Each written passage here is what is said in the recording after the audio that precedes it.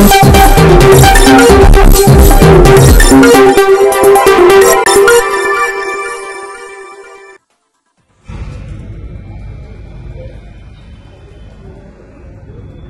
महोत्सव 7 ऑक्टोबर ते 17 October 7 November ते 18 नोव्हेंबर 7 नोव्हेंबर ते 18 नोव्हेंबरला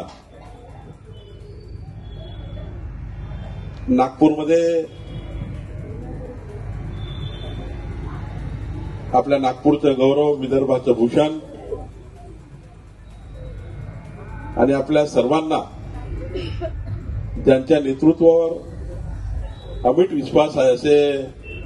माननीय नितीन गडकरीजी यांच्या संकल्पनेतनं हा खासदार सांस्कृतिक महोत्सव या ठिकाणी साजरा होतो आहे. माननीय केंद्रीय मंत्री नितीन गडकरीजी यांनी मागच्या 10 वर्षापासून ही सांस्कृतिक परंपरा या ठिकाणी सुरू ठेवली आणि माननीय नितीन गडकरीजींच्या दूरदृष्टीतून आणि जे सांस्कृतिक मूल्य आहे यांचं जतन करण्याचं त्यांची भूमिका, या भूमिकेतनं माननीय नितीन गडकरीजींनी विदर्भाला, महाराष्ट्राला, देशाला नागपूर खासदार महोत्सव ही देण दिली आहे. कला, सांस्कृतिक, साहित्य आणि परंपरा याचा प्रचार आणि प्रसार करण्याचा उद्दिष्ट या महोत्सवाचं आहे आणि सोबतच नागपूरच्या कलावंतांना मंच मिळाला पाहिजे. आमच्या नागपूरमध्ये हजारो कलाकार असे आहेत ज्यांना मंचच नव्हता आणि माननीय नितीनजींनी दिलेल्या या मंचावरनं देशातले अव्वल कलाकार, महाराष्ट्रातले अव्वल कलाकार या ठिकाणी आपल्याला आता नागपूरमध्ये पाहायला मिळत आहे. या 10व्या सांस्कृतिक महोत्सवामध्ये 7 नोव्हेंबर ते 18 नोव्हेंबरमध्ये आत्ताच माननीय अनिल सोलेजींनी सांगितल्याप्रमाणे माननीय नितीनजी 17 तारखेला पत्रकार परिषद घेऊन कार्यक्रमाची घोषणा करणार आहेत आणि मला या गोष्टीचा अभिमान आहे की प्रत्येक वर्षी या कार्यक्रमाचं जी उंची आहे ती उंची अधिकाधिक वाढत आहे.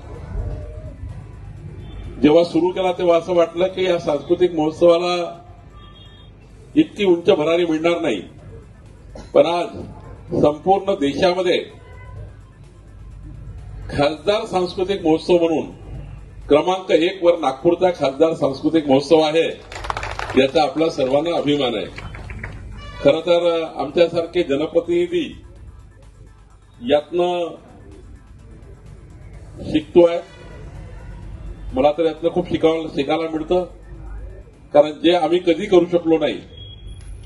कारण यासाठी ब्लडच लागतं. नितीनजीचं ब्लड असं आहे की ते कुठल्याही क्षेत्रामध्ये,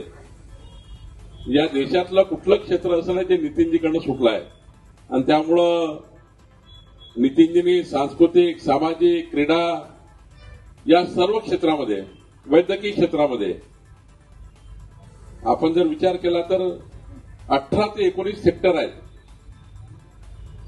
ज्यामध्ये नितीनजींनी या विदर्भाला मजबूत करण्याचं काम, या देशाला मजबूत करण्याचं काम या ठिकाणी केलं आहे. मी या ठिकाणी एवढंच सांगेल की माननीय खासदार नितीन गडकरीजींना आपण जेव्हा निवडून दिलं, त्यांच्या समोरची बटन दाबली